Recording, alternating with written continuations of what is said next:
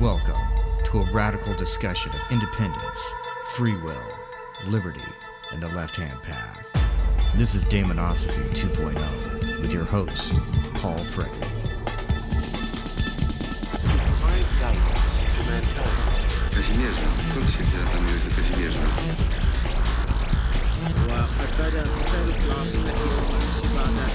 No vision can grasp. All right, we're live. Greetings, friends and fellow daemons, and welcome to another episode of Daimonosophy 2.0. And tonight, I have two very interesting guests with me. I have Season Cole and Tom Cruise. I mean, Frater Decus. Hails you new. Hey, and so they are involved with the forthcoming Black Flame PDX festival, which is coming up here in April, and we're going to talk about all the amazing stuff that's going to happen there. So, hey, what's up? What's up? All of the abnormal things are up as usual. All the things in the sky, all the asteroids that Season likes to count on. Oh, that's awesome. So tell me about the festival. So you guys are involved with this festival, and I was out there last year. I think we were all out there last year for the Flambeau Noir, and now this year there's a new thing going on. And tell us what it's all about. Okay, yeah, we've done a slight reorientation, have rebranded, and are using a similar model of application, but adding in a few implements of intent, like integrity for one, supersubstantiality number two, TM Paul. I don't know if that is actually a word you made up, but I quote you all the time on it now. I learned it from discoursing with you, so thank you for that one. And a few other people that are a part of the production now, and helping out with organizing. So hopefully that will come together a lot more fluidly this year. Last year, there were a lot of surprises and hiccups and weird complications at the level of production that were unexpected and fully left-hand path initiatory things to go through. So the event definitely lives up to its name. And it definitely brings everything that it's about, which is another thing in doing these events that I've learned is the talismanic potential that they contain. And having the vantage point in production is being able to see how a number of different things are going and people are affected by that, and kind of getting a more full comprehension of what the event is doing on other layers of the experience. So trying to also get more intentional and contained with that.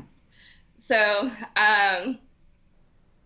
the only, I would say, significant difference, it's still in Portland, but different location. We're refining a lot of things and just getting a better handle on how to move forward with the intent and how to better create a vessel to contain it and all of the people within it, which are also, a whole other, what would that be, factor. Like everyone coming into the event has their own energy and essence, and getting them all in a room in an event together is a strange stew, to be trying to, what is that, manage and effectively move forward, if that makes any sense to you. Yeah, that's kind of what I was going to point out is, part of what the joy is with this experience, at least for me, is getting so many potent people in the same room, not just the presenters, but the attendees too. We have some amazing talent. We have some amazing interest, and we're not used to being around people like us. That's part of why we're on this path. So, it can be kind of like a too many cooks situation trying to wrangle everybody together. But in the end, as long as we don't get divisive, I think everything has the potential to really eclipse the dominant forces just very slowly. Yeah, and as long as everybody stays, what is that, like committed to the greater vision, that it's serving the self through the actualization of this event, and that operating at its highest level is actually contributing to the individual in a number of different ways as the individual chooses to apply, or they need and they don't know yet, is another fun plot twist. So this is still, do you still consider this a left-hand path sort of event? Most definitely. That's awesome. And so I also agree, from what I've seen, the caliber of people that you have presenting at it this year is really strong. About a month before Flambeau Noir last year, which is really interesting, and being able to like look back on that seems very aligned with how I was more potently forging my own path in this regard and connecting more strongly with the Black Flame and left-hand path oriented, like more explicitly left-hand path oriented designs. And it's interesting, just based on like my initiatory level with the OTO as well, how this kind of corresponds with coming out more about who and what you are, and is very much inextricably connected to the plight of that initiation. And we do have one more notable OTO speaker on the lineup for this next year, who's a friend that lives in Seattle. And he's got quite, he's been involved in OTO and AA for about 25 years. And I think he was the youngest person that became a part of the Electoral College to exist to date within the OTO. And who's that? Michael Coulson. Okay. Yeah, he's really knowledgeable and well-informed on all things OTO. A great guy. And the subject matter he's speaking on is also pretty relevant to part of the intention for this year, being that last year we had a male-dominant lineup of speakers, and we wanted in the future to involve more women, and there was kind of this call out at some point, like, the women just need to stand up and actually be able to show up, and a lot of, we'd invited an equal amount of women and men last year, but there weren't very many women able or willing to participate. So this year we have about 50-50 on the lineup of speakers, and then Michael Coulson's topic is actually about Leah Hirschwig, who was, Herzig. Herzig, sorry. But that's a really interesting story, like her relationship with Crowley and how she actually had become the incarnation of Babylon and was his Scarlet Woman. And, they had this really intense transgressive relationship. And he goes into that in detail and is focusing more on the transgressive attributes, which is a left-hand path concept. And, really how to utilize that. And that's also part of our intention is, like being able to actualize these transgressive acts in a magical context in a way that is, and I don't know if this is possible, but it's an experiment, that in a way that's more conscientious as opposed to reckless.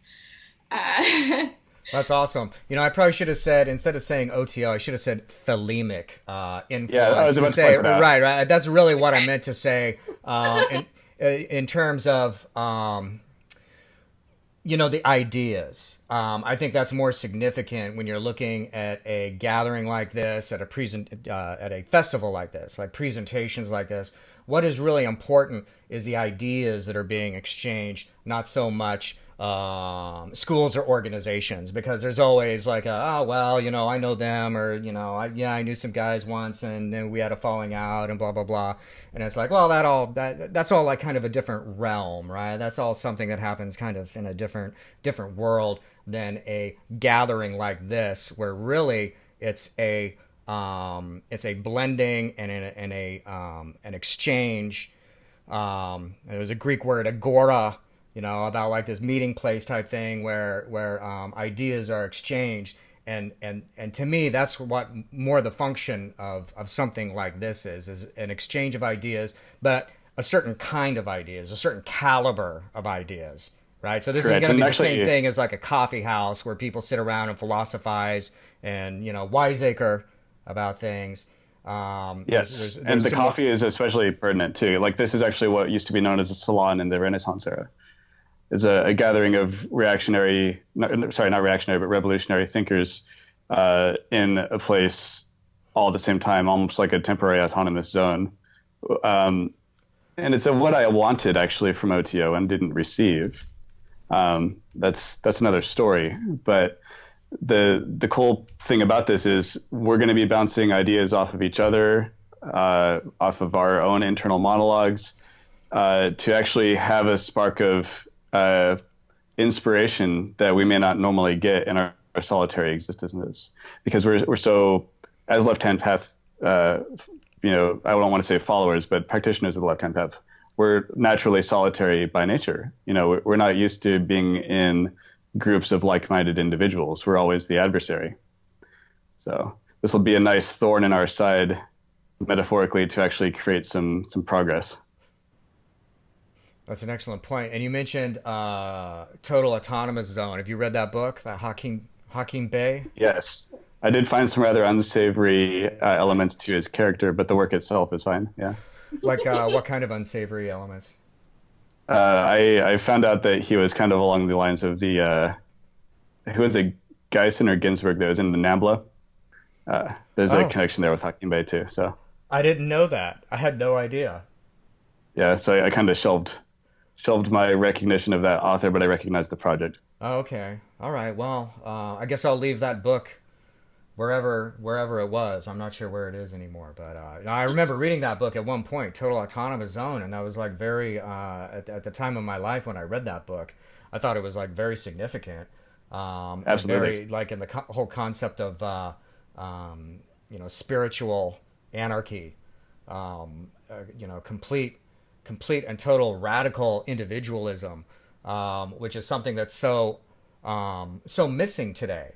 Right? Yeah, I mean, to me, I almost equate it to Discordia, if you're familiar. Like, we must stick apart. That was our old slogan.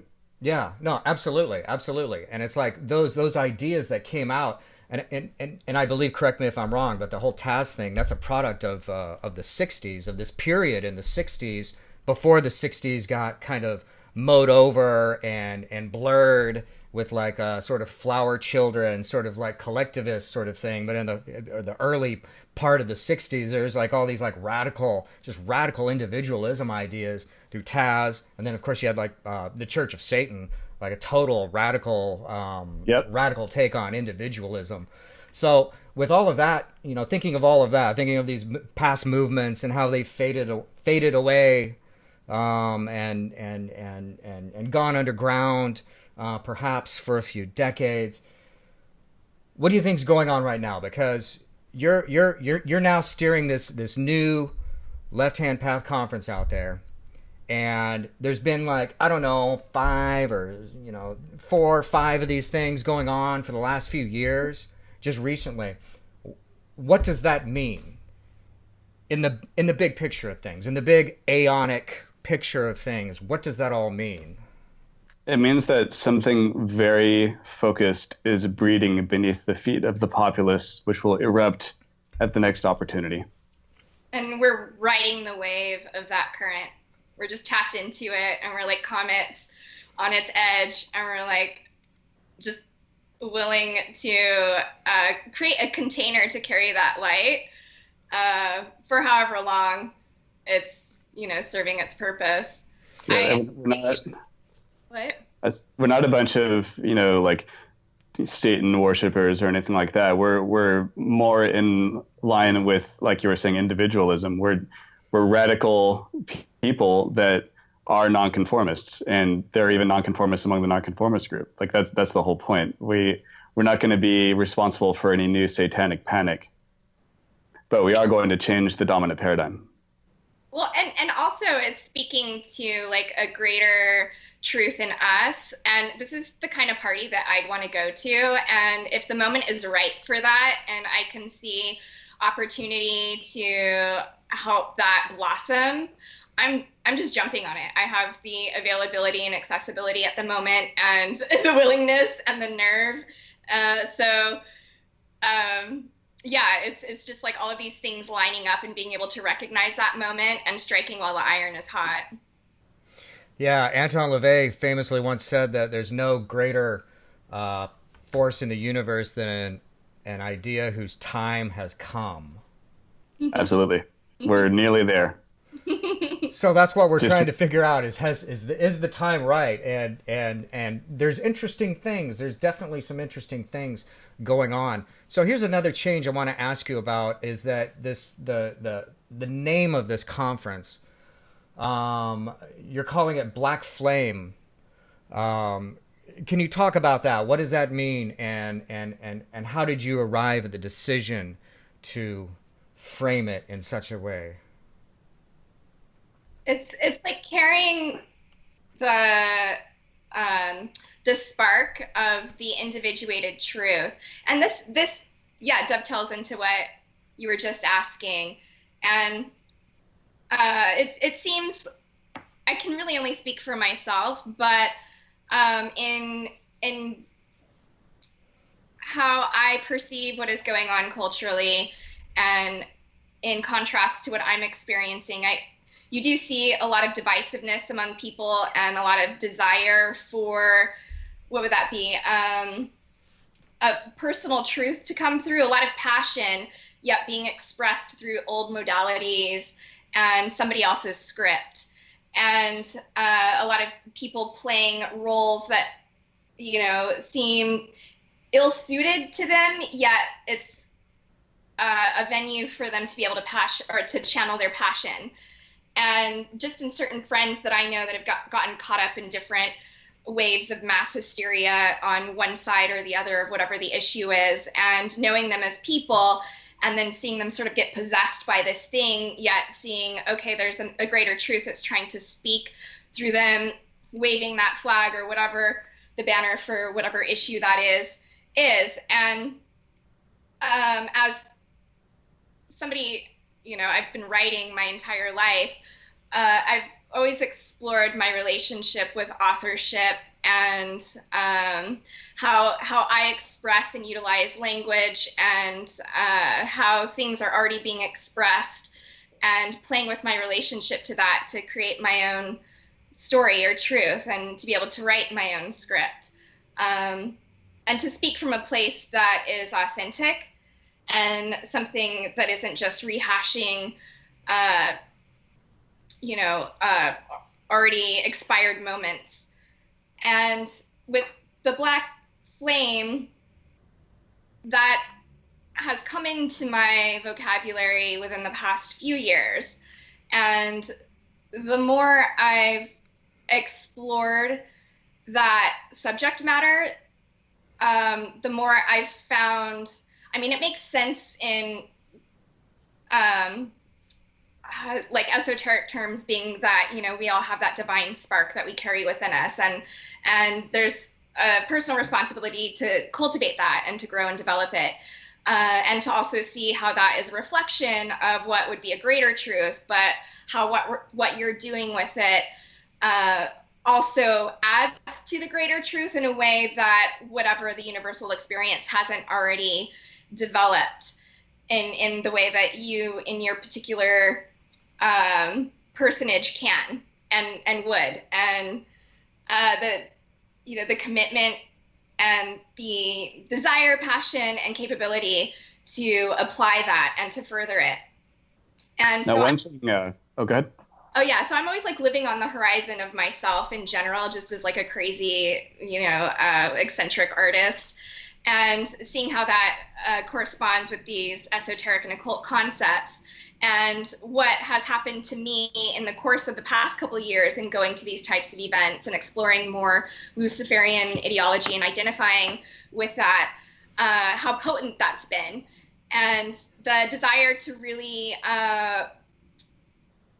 awaken that as something that is more recognized and actualized in culture, something that has a greater, what would that be, like a greater foothold, and something that, I mean, if, you know, it has to have larger social context that would, in my opinion, be helpful in terms of how people relate, if they can recognize and identify this spark in others and encourage that and give it space, you know, and just be like, well, that's some whatever weird shit they're into, but it's totally okay however they're choosing, you know, to express it. But so for the event, it's really just allowing everyone to have this individuated character, and encouraging its development and encouraging that sparking and growing in whatever form it does, and shooting off in whatever creative offshoot it might, as inspired by the event or connections through it. It's creating like a beacon for that thing to become more potent in culture, you know, as in like the undercurrent of culture that we navigate, and also within all of the individuals that are attracted to this. Like for me, I had a vision of Ignis Fatuus, or Will o' the Wisp, and that was my personal vision with this event, and I wanted to bring this into some imagery that we're working on going forward. My thought was similar to the Naudis rune. We acquire strength through folly. We, as left-hand path people, we are drawn away from the beaten path. We are looking at something shiny in the forest, in the woods. We get led astray, and through that happy accident, that happy distraction, that happy challenge, we learn, we make mistakes, we conquer, all from that. If we did not get led away from the straight and narrow, away from the status quo, we wouldn't be who we are today. So to me, that's why that Will o' the Wisp, that beacon, is such an important force that I want to invoke with this event. And that's so I see that as an important principle. Mm-hmm. That's how you find out what you're made of too. Like, you don't really know who you are, what you're made of, until you encounter those challenges, and until you're drawn away from what's known and have to explore and discover and create yourself in a context that isn't already understood by you. And that's how you even develop like a greater sense of trust in your capability, you know, for moving forward in any context. So yeah, like strength of character and just strength of you know, force of the individual is also self-reliance. Yep. Yeah, and these weird fucking things though too that aren't really understood. Like Gary and I are really tapped into that. It's like all that stuff that exists in liminal spaces, in unspoken places, in the darker truths of reality, in the unexpressed layers of ourself, and those also having value and rich potential, and the ability to explore that and own those places, and give them a job, and also bring them into the greater context and story, and allow those things to flourish as well within us. Yeah, you know, there's an accentuation of it. I think you both have touched on this, and the idea is that as one individual, as a, you know, left-hand path, you know, magician does their work in the world, and as a result of that is necessary that the soul rubs against the grain and the inertia of the universe out there. There's sort of a, you know, there's like a grating of it, and as that happens, and one gains from that, and, you know, to use the fire metaphor, as their will flames to life, as their soul like flames to life, it ignites and it illuminates to where it can be of benefit to others, right? And this is how, like, some people will disagree with the left-hand path. Collectivists will disagree with the left-hand path and say, well, no man is an island, you know, and, you know, you gotta have friends, and so it's like, well, no, I know that, I understand that. Left-hand path is not about never having any friends and not talking to anyone and just, like, you know, closing yourself up in a room. No, it's not about that at all. it's about your values. It's about your values ultimately, and where you place your center of gravity. But still, absolutely, that you exchange, that you do these things, and you illuminate so that others find it, and that you also find what others have done. And I mean, there's a spiritual lesson in this. There's an initiatory lesson in this, but there's also just a very practical, Aristotle talked about like the word techne, meaning like technology, and how like this is the result of people like working on stuff and coming up with new things. Individuals make new things, and then other people gain from that and build upon it. And so the whole of whatever you want to call society, group of people will grow over time as a result of the fueling of these powerful individuals. And it's ultimately what we would be calling what we would consider left-hand path, individuals forging forth, carrying that torch off into the darkness. They're the ones that actually are actually helping the world go in a better place, helping to make the world like a better place for other people who want to be free, at least. Yep. I mean, you can't have fire without friction. That's one thing that I hold very dear to my heart. And you can also consider this work that we're doing. This is our pyrotechny. This is our work of fire to bring everybody together, united as individuals, to oppose that which stifles the individual will. We're here to be happy thorns in the side of society. Yeah, and as like a long-standing anarchist, more a libertarian-leaning anarchist, but with trickster tendencies, I've always like had a certain animosity towards societal structures, and that was expressed a lot more flagrantly in my youth. And now what I'm realizing is what is better than just like going out in the world and blowing shit up or committing petty vandalism or whatever that you think is actually making a statement, but ultimately doesn't render very efficient or effective results. It's just more stuff to clean up and really just fuels the mechanism that is how things are already set up in our consumerist culture. To just light your own fire, to enhance your own spark. It's like, become a stronger individual instead of just trying to tear everything down around you or to deconstruct structure. Right. Yeah, like with this external aim, it's like, okay, well, what if you just actually invert that and strengthen yourself instead of... Yeah. No, that's nihilism. You're talking about like nihilism there. And I did that. I went through that, I went through a huge like punk rock phase and just destroyed things and got in lots of trouble as a result of it. And actually it didn't really help me that much. But, there's a point where you start to realize when you're looking at all these societal structures. I mean, when you're younger, you see all these societal structures, and then if you just reject it, then you just say, fuck all structure. But that's the man. Right. It's all the man.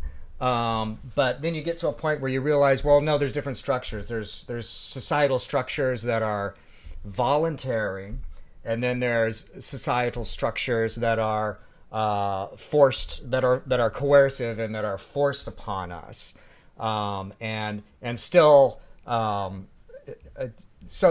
then you kind of start thinking about what you're going to like focus your attention on. You start thinking, what is really like something that's like deleterious to me? Because there are forces in the universe that are deleterious to us as individuals. There is like mechanical and parasitic forces out there that do suck and feed upon us. I believe that. And so part of like part of the path, part of that illuminating the darkness is becoming aware of that, is becoming aware of like all of these forces that are happening around you, rather than just angrily, violently, like, rejecting everything and fighting against everything. You start to become aware of what's really happening.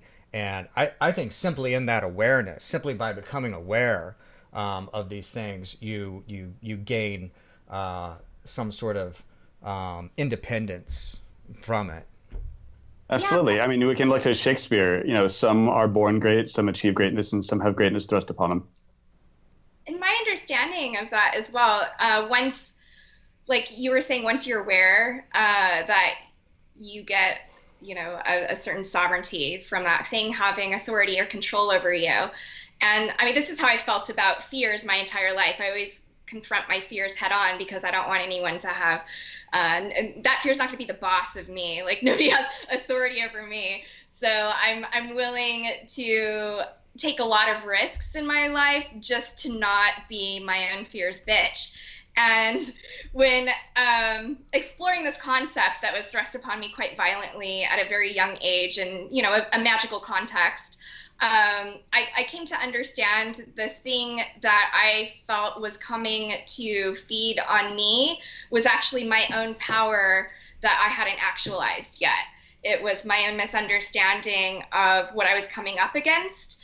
And when I started strengthening myself magically is when that thing, like I was riddled with visits from the night hag for about 6 years after attempting my first spell at the age of 15.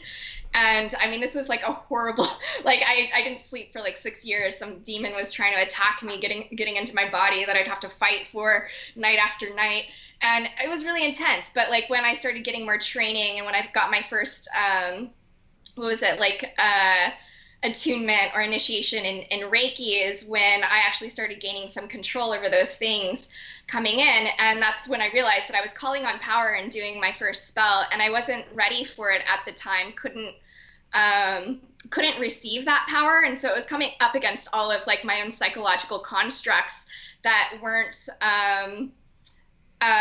aligned with the power that I was calling on or calling into myself. And so that reframed and recontextualized what I had previously experienced as quote unquote evil. And at the time that I started doing that, I was actually an atheist, which didn't make any sense. I'm 15, an atheist doing spells. Like, how does that? I didn't have my cosmogony sorted out. Like, so there was actually even no room in my psyche, for that type of power to show up. So I experienced it as evil. And so that was a great lesson for me in understanding that a lot of these forces out there that seem to be pitted against us or after us in some form or another, once you get yourself to a point or place where you're developed and able to either own that or recognize that or see that, or when you're no longer afraid of the thing that is because you're familiar with that in whatever context that might take form, is when you're actually not in a position to be that thing's prey. Yeah, I mean, again, it's calling back to the Nowadays rune. We acquire strength from difficulty, challenge, and adversity. Yeah, and when you realize that it's the struggle is really with like yourself, with an aspect of yourself. That's what Luke Skywalker discovered when he went into the cave on Dagobah in Empire Strikes Back. You know what I'm talking about? Yeah. No, like there's like a cave, and like Yoda says, or Luke's like, what's in that cave? And Yoda says, only what you take with you, or something like that. And then he goes into the cave, and it's Darth Vader, and so he gets into a lightsaber fight with Darth Vader. It's like in slow motion, and he knocks him down and cuts off his mask, and it's really underneath the mask, it's really Luke's own face, and he realizes he's really struggling with himself. And right. and that's where it changes. It changes the whole course of his initiation from there, right? Yep. I mean, that is essentially what happens when you attempt to cross the abyss. So that's essentially like when you're a babe of the abyss, and then you want to create that crisis and see what you've actually got with you still. It's kind of also in Jodorowsky's works. If you've seen Holy Mountain, only about like 5 or 6 times. in the So last the month? main, I guess the main like anti-protagonist, I guess you can consider him as such, is confronting his demons in various different manifestations in the film. But it turns out that in his neck there was actually an octopus that he pulled out, and that was actually symbolic of him removing all of the negative things that he didn't need, so he could Yeah. carry on, and he casted it to the sea. No, that's one thing about Jodorowsky is like he really has Gurdjieff. He really has Gurdjieff like fully incorporated into his ideas, which is so rare. A lot of people just don't grok Gurdjieff, and a part of it is that negativity thing, right? Because that's a big thing with Gurdjieff and Ouspensky is like the struggle with negative emotions, struggle with like negativity, and a lot of people when they read they learn about that part of that system, and they won't go any further with it. Oh no, I need my negativity. My negativity is good. There's something they confuse negativity with honesty. They're like, I tell it like it is, right? And It's very romantic. right, exactly. But yeah, no, that's the thing with Jodorowsky. There's that one scene where the initiate like he climbs way up into the tower and he goes in, and Jodorowsky's there and he's wearing this white suit. He's got this like As the brim priest. hat on, Yeah. and he gets up and he's like walking, and it's like he's doing like this kung fu stuff, like super slow, and he's got an enogram, which is like the Gurdjieff symbol, this big gold like enogram that he's wearing, and it's like that is like so profound. I mean, you don't see that. You don't see any other occultish, Thelemic or left hand path things really, that prominently paying tribute to Gurdjieff, and that's something that I like about him. Absolutely. Yeah. I mean, also a great bringer of the notion of alchemy into the public consciousness. That movie was funded by John Lennon and Yoko Ono, and it's got a line in that same scene you were just referring to, which is "You are excrement. You can change yourself into gold." Yeah. Yep. That's the principle of alchemy right there. That's essentially the beginnings of the notion of the philosopher's stone. So That's awesome. So these are the sorts of ideas that people will encounter if they come to the Black Flame PDX festival. And this is just our intellectual side. We also have art, we have performance art, we have amazing dark ambient occult musicians coming, as well as throat singers. Like, it's more than just the geekery here. Yeah, and art, like, because, and quoting again, Helene Art, that, like, art is one of the ways in which the Black Flame is best expressed. So we, also being artists, want, the entirety of this event to have a creative leaning, and for the Black Flame to also be represented in those other variety of formats that it can come through. We are a cultural force, not a think tank. That's awesome. So there's going to be artwork. There's going to be vendors there. Yep. Vendors, artists, amazing musicians. My personal heroes I'm bringing over from Europe, Inade. Cool. It's going to be a completely transformative experience. Well, and yeah, these like badass, this like coven of like badass bloodletting women who are from LA, Coven of Ashes. And so they do pretty intense, transgressive, bloody stuff that's beautiful. Yeah, I saw For the some of their faint of stuff heart. online. They look pretty radical. Yeah. Yep. It's kind of like if the new Suspiria movie didn't suck. Oh, okay, so you did not like the new Suspiria. Terrible. Completely terrible. The dancing was good. That's well, dancing okay. is So good, that's it. I thought the Yeah. dancing in it was like much better. I mean, when you go back and watch the original now, it's like the dancing was just kind of a subscript thing. There's just, I mean, the main character, there's just one time when she dances and she's like, oh, I'm so weak from dancing and falling down. But yeah, the new one had like really powerful dancing. And my wife just hated it. She loves like the original Suspiria. Yeah, And it was a total mess. I'm kind of like Battlestar Galactica with it. Like initially I was like I hated the new Battlestar Galactica. I'm like fuck that. Who do they think they are? changing, Starbuck into a woman is just, it doesn't make any sense. But then I watched the whole series, and it's, I love both of them, and they're both different.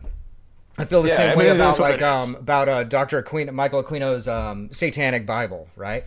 Correct. And Anton LaVey, I like them both. They both have their own place. They both have something to say about the storyline. But I feel that way about the Suspiria too. And I know a lot of people hate this, I liked the fact that it was in East Germany, that they added this backstory to it about East Germany. Because to me, that gave it a context. What bothered me about the original one was it's like someone's dream. It's like stylized that where is this even happening? That's kind of like why it's so unsettling and why it's so powerful. It exists in this liminal space, which is very similar to what we go through in initiations. Whereas the new one, it almost seemed to, in a forced situationalist modus, get thrust into suddenly the Baader Meinhof. How is that even pertinent to anything that's going on? I know, but I thought it was still a powerful story. I like that there was context. And here's another thing. This is, I know we're getting off subject, but follow me here for a moment. I think this is I think it's going to be worth it. The reason they changed the storyline is because nowadays, look, when they made the original Suspiria, a witch was basically a monster, right? That she has to kill her in the end, right? The witches are going to kill her, and so she kills the bad witches and gets away in the end. Okay, that's how we made movies about witches and devil worshippers in the 60s and 70s. Now, we like to make movies where the witch is like the heroine, right?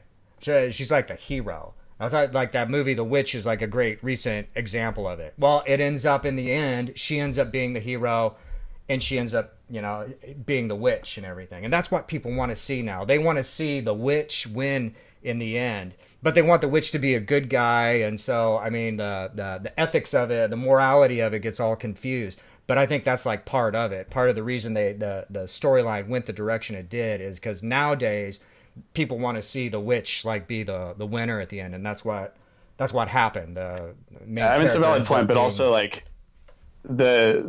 the flip side of that exact concept, though, you actually have the main antagonist being very much akin to a more basic 70s schlock villain, a more explicit form of the witch, whereas in the original, the quote unquote witch was actually less of what one would consider a witch and more of an inhabiting spirit, an entity that is not clearly defined and exceeds by subtlety, which I think is far more potent than something as base as gore, which I think this movie ultimately was, with a little bit of, fancy dance and rope bondage. Yeah. No, you're right. I'm not going to disagree. Well, I would say it also kind of falls in line with the concept of the anti-hero. So, the hero that is the one that is not necessarily falling in line with the societal ethics, but is doing something for a greater purpose that is generally adversarial to culture and standards as they exist. Yes. One thing I want to point out real quick is this exactly is in line with Joseph Campbell's notion of the hero's journey, which is separation, tragedy, and then you actually return as the hero. So separation, tragedy, return. And that is actually a fundamental way of achieving the goal that the left-hand path lays out for people. Separation from the status quo, a challenging event, and then the triumphant return, which is also shown in occult principles as Iao or Isis, Apophis, Osiris. And there's also, the Joseph Campbell epic hero, there's also a descent into the underworld too, isn't there? Correct, yep. Yeah. See, that's when Luke goes into the cave in Dagobah, that's his descent into the underworld, where he confronts his alternate self. Yep. There is Osiris. It's all connected. So let's talk about some of the speakers that you have there. Cool. So Jason Miller. Yeah. Who's Jason Miller? That's an inside joke that Paul's not inside of. It's a what? He's like referencing a conversation we were having in a thread with Helene Arts. Okay. I was like, who the heck is Jason Miller? And she like posts this image of a rabbi. I'm like, if you're inviting that guy, you're out. No. I mean, I don't know. I think Gary might not have been that informed about Jason Miller prior to this event. It was my idea. I wanted to invite him. Helene Arts reached out to him, and she's been communicating with him. And yeah, like she was able to confirm his presence, and he's been a long-standing, what would that be like, figure, I mean, in, you know, the occult and magical world. But one of his books came into my keeping years ago. I don't know how long ago it was. It was about the reversal magic and protection, all of that. And that had so many great techniques in it when I was building my own magical repertoire and practice.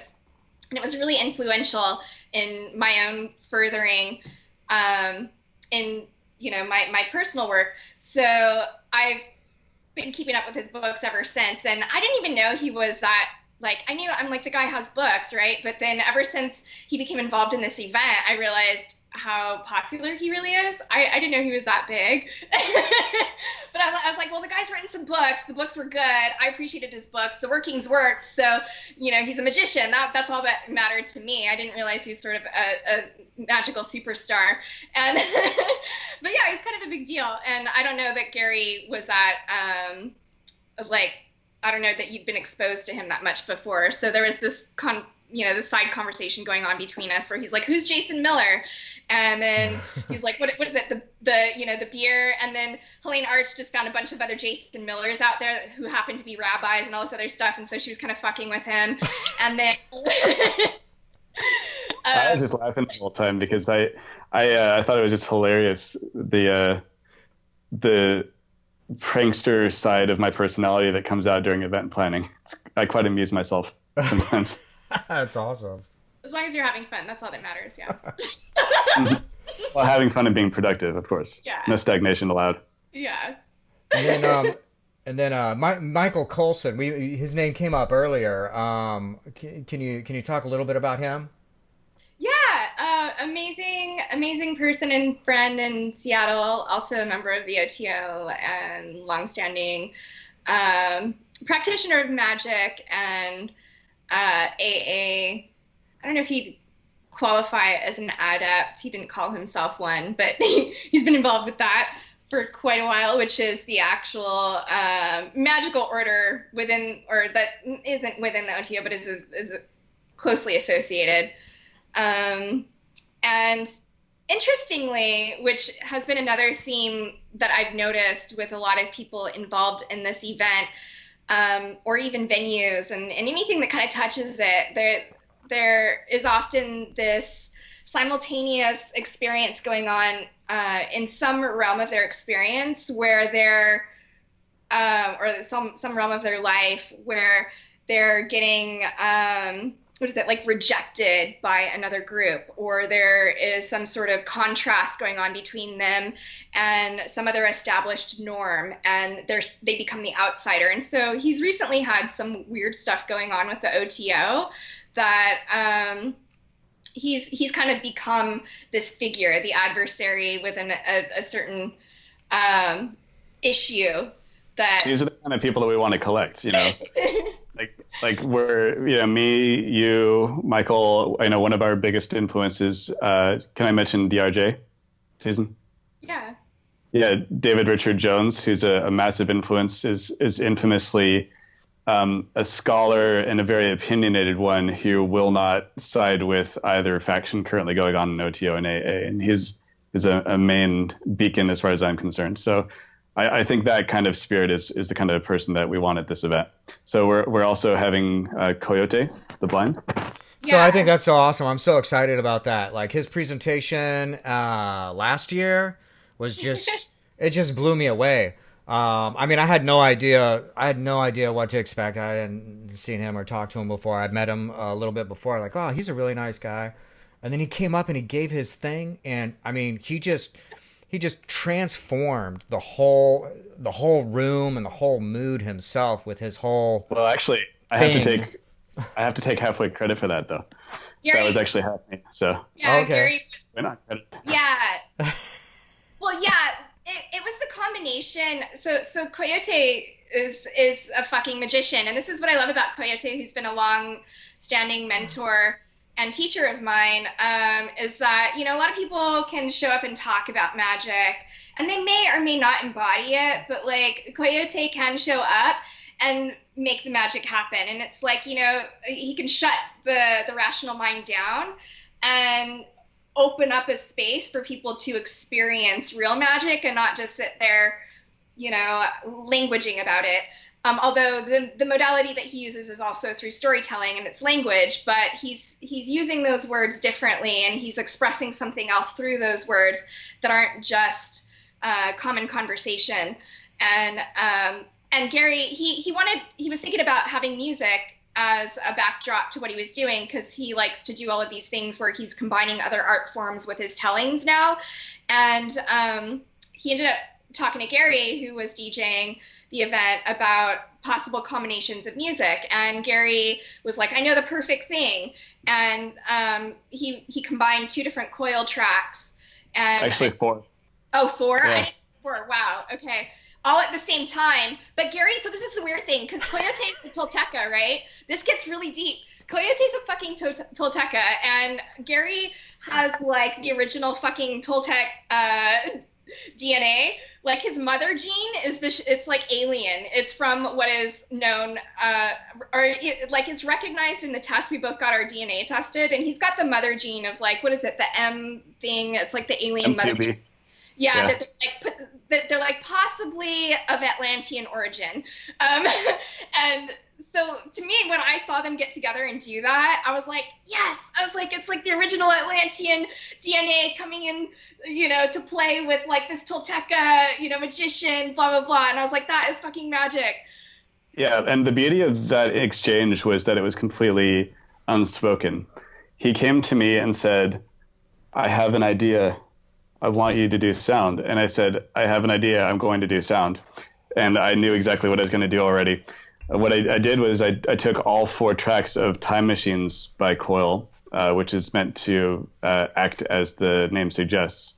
And I live mixed them across all 4 channels, adjusting the stereo balance through the room. So I felt that was appropriate to enhance the consciousness of everybody in the room to be more receptive and kind of carry his words on a current of vibrations that were tangible, not just intellectual. Yeah, so it was all intuited. And prior to that, Gary's known I'd been working with Coyote for a while, and he was never really a big fan. So he wasn't even like an advocate of like Coyote, you know, like he was just like whatever. And like he didn't follow Coyote's work. Like they'd never had any meeting before this to plan. Like both of them were just totally intuited. And what Coyote does is also intuited in his tellings.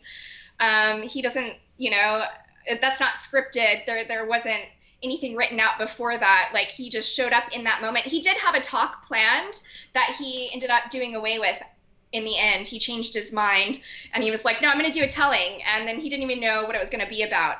And then so, yeah, they just show up in the room together and the music gets going, Coyote gets going, and the thing, it turned into this explosive, monumental, transcendent experience. Yeah, it was quite extraordinary, and after hearing all that, I'm just gonna imagine that what happens this year is gonna be even more intense. I mean, after all of that discussion right there, you realize you've really set yourself up. You know, you're gonna have to really like go the extra mile to outdo yourself. The expectation bar has just been raised really high. Yeah, so the pressure's on. Horse called Amy Coyote, because Amy's doing it with him this year now. Like they're planning that. Like she reached out to him and wanted to do something with him. He's coming out this year, and so now they're scheming something. We don't know. Amy from Amy from Horse Cult. Okay, from Horse Cult. Yeah, the band. Yeah. Okay. Yeah. Yeah, she, I mean, people saw that, were really moved by the experience, and then, she's been in contact with him ever since, wanting to follow up and do more with him, and then, yeah, I guess it all works out for that to happen at the event this year, so now they're in cahoots. That's awesome. Well, so does he lives in Portland then? He lives around there? No, he lives in Riverside, California? Southern California, yeah. Yeah. Oh, Through yeah. the magic of the internet, people can talk to each other now. So That's Technology. radical. yeah, I'm particularly interested because I understand she's been working with some kind of sonic healing, or what was it, season that she's been doing? Sun baths? Something like that. She did this like death ritual a couple months ago that I heard was pretty powerful. So I wasn't able to attend, but I heard it was like highly effective. So she was doing some meditation on death, and it was combined with music, and I don't know all of the mechanics of it though.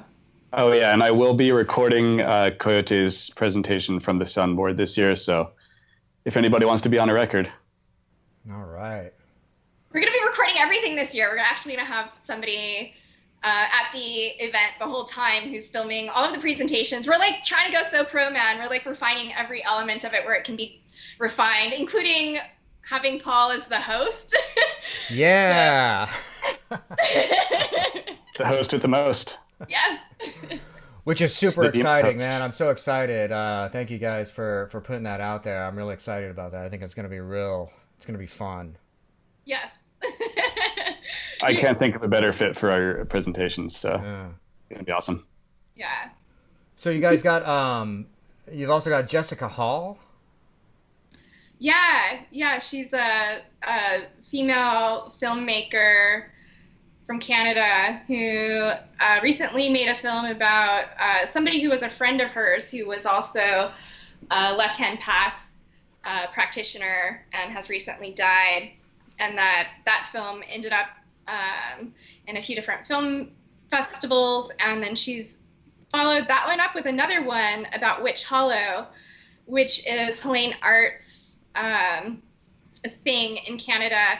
And I don't think that's been released yet, but we're going to be showing it at the event. I'm not sure if it'll be released by that time either. They're short films, short documentary films.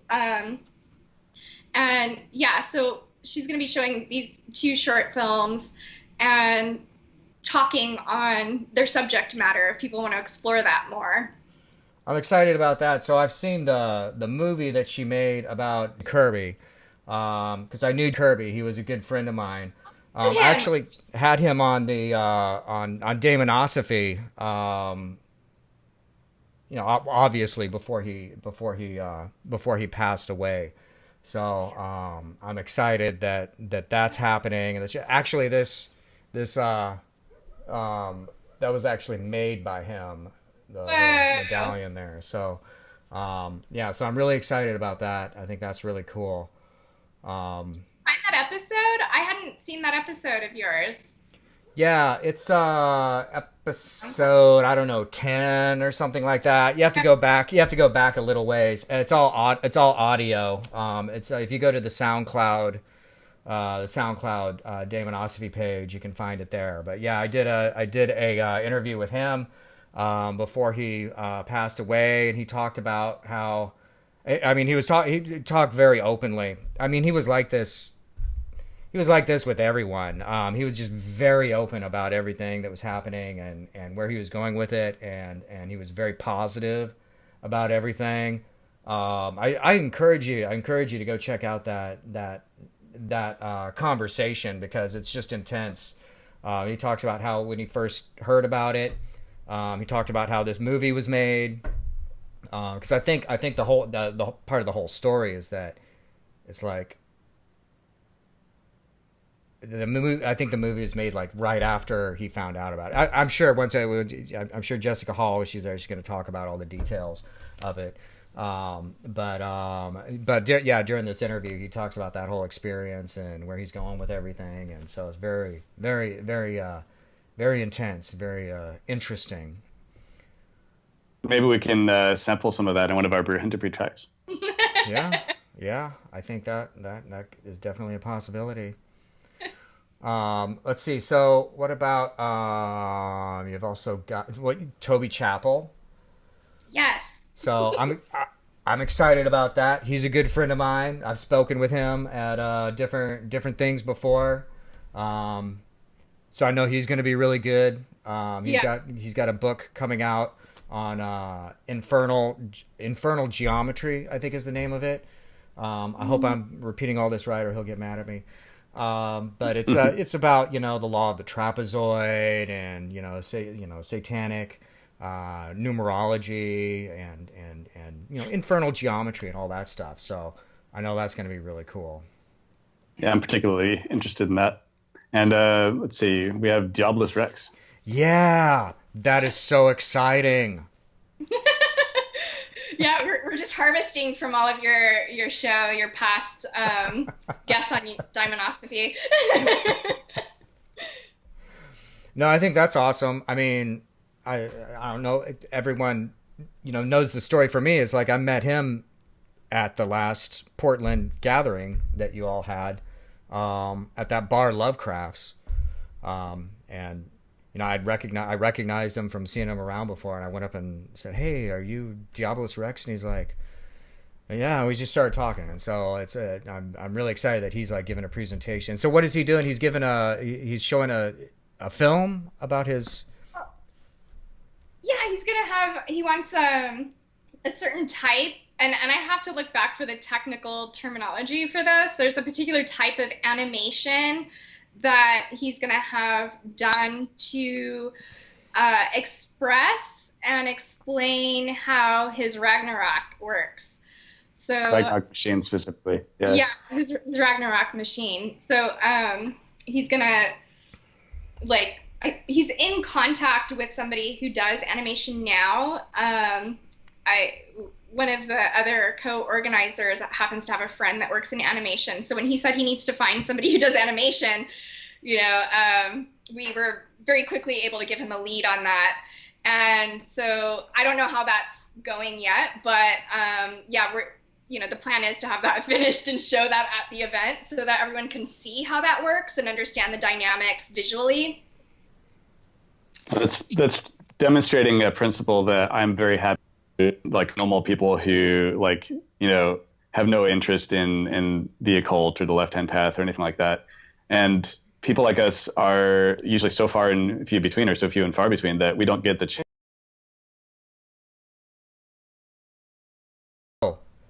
Tell everyone how they can find out more information about Black Flame PDX and how they can go to it. Definitely check out our website at blackflamepdx.org. You can also find us on Facebook. We have an event page as well as a group page for attendees. Awesome. And they can get tickets there? Yeah, the tickets are available for purchase through PayPal on the site. The pricing I will defer to Season on. It's $156 for the conference only, and that would be attendance to Friday, Saturday, and Sunday events, excluding the Saturday night events, which is being dubbed slightly differently as Lux Nox, as compared to Lux Ex Tenebris, which is the conference portion of the event. So Lux Nox will be held at a different venue than where the main presentations are taking place. It's going to be at more of like a bar and event space, and it'll be open to the public, and admission to that is $20, or included with the entire conference would be $175 as compared to $156. It's currently $156 in pre-sale for the whole event, including all Lux Ex Tenebris and Lux Nox endeavors, but that ends on the 1st. So I don't think this will air before then, so that will be obsolete information. Yeah, and part of what I love about the way that we're structuring this is, we can have people who don't have any particular attachment to the speakers buy a pass just for the music and performance art, or vice versa. We have options for whatever your level of interest is, whether it's purely authors purely artists, whatever, we got you covered. If you like the whole shebang, we got you. That's awesome. My personal advice to people who are thinking about going to this would be to get the whole package and go to everything. Definitely. To get That go would be to my everything. Don't try and recommendation. pick and choose. I mean, maybe if you live in Portland and you're like, oh, yeah, well, I can just, it's just. But if you're gonna like travel to go to this, go to the whole thing.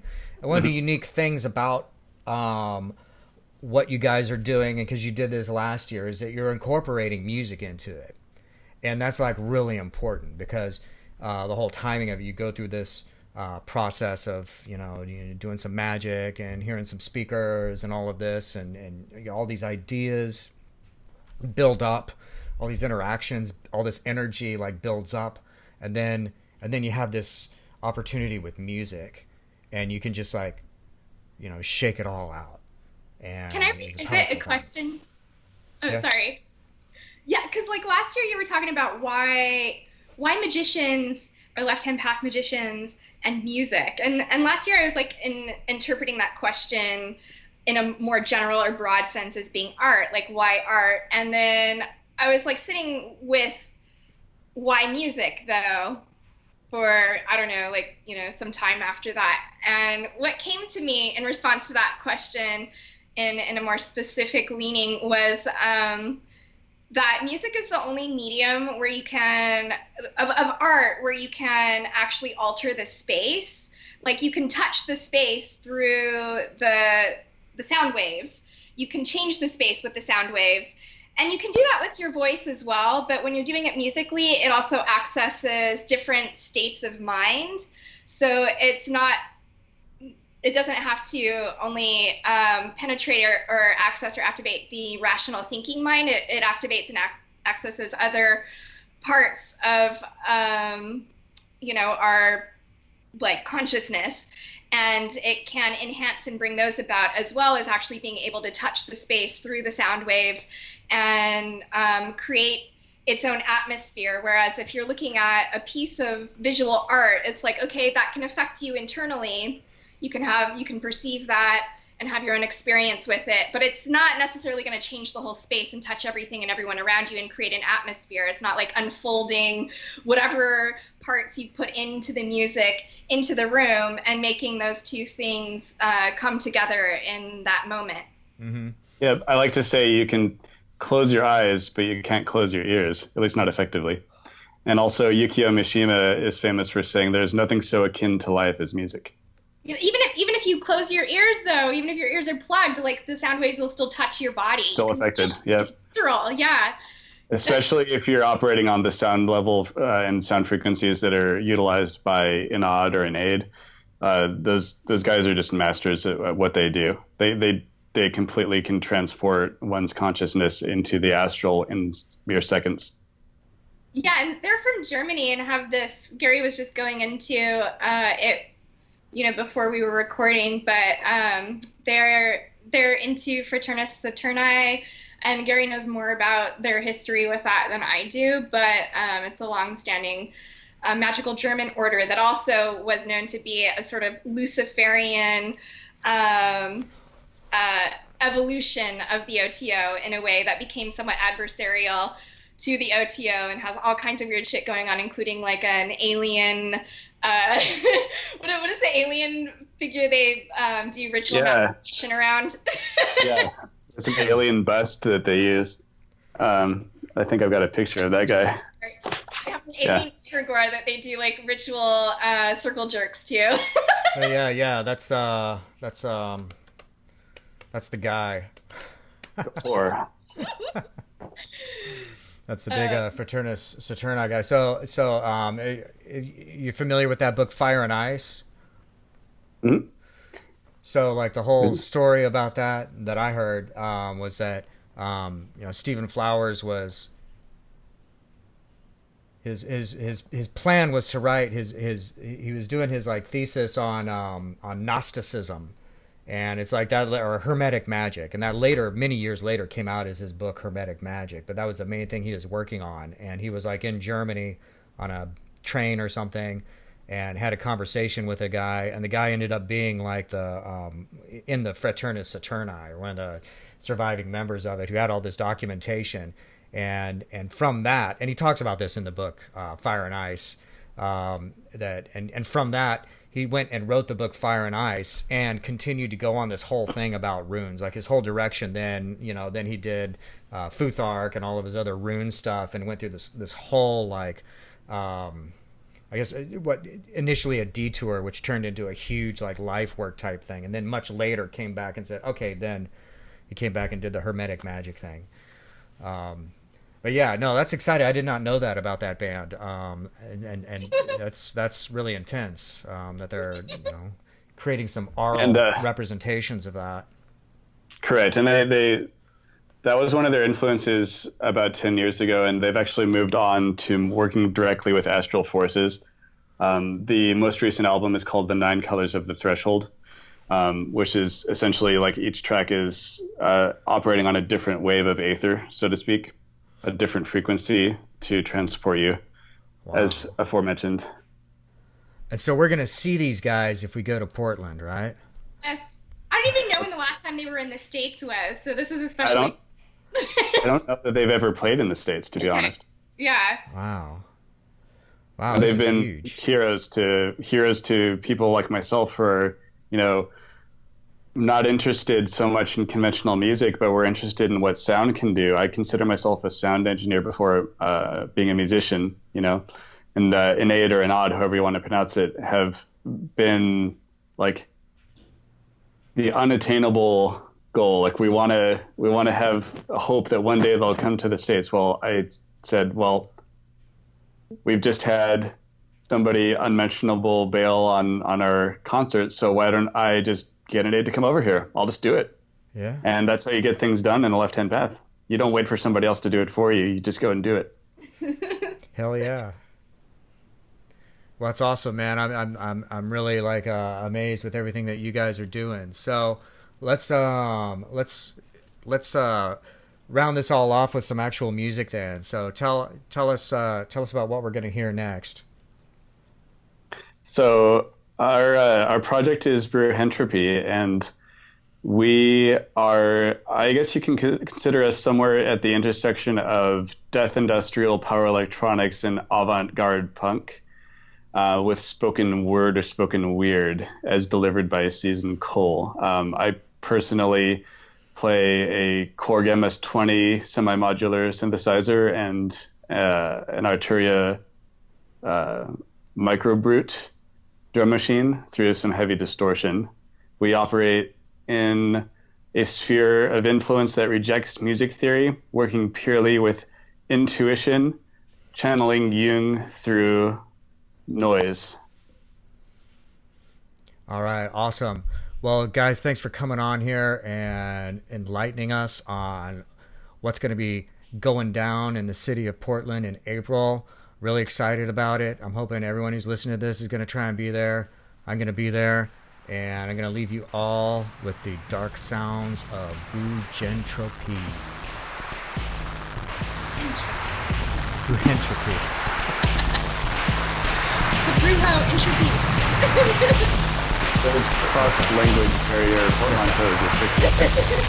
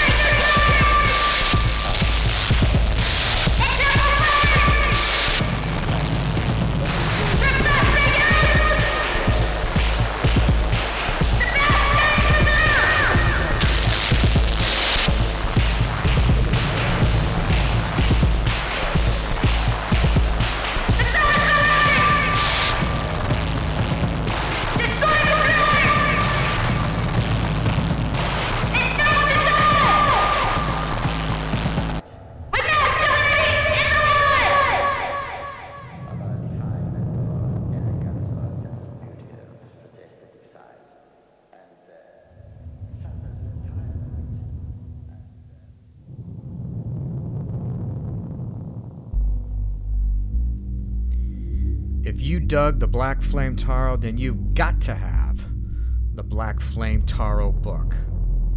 The Black Flame Tarot, an Invocation of Fire guidebook for the Black Flame Tarot deck, written by Jennifer and Paul McAtee, with a foreword by Don Webb. The Black Flame Tarot is a magical working and a powerful tool for divination. This book explores different ways of working with the deck and also discusses the origins, ideas, and inspiration that have contributed to its creation. For people interested in the tarot and left-hand path ideas, this book will help you maximize your personal growth, connect with your inner reality, and offer practical tips and techniques for problem solving and making decisions in everyday situations. Visit lulu.com and search Black Flame Tarot now to get your copy. You will not regret it.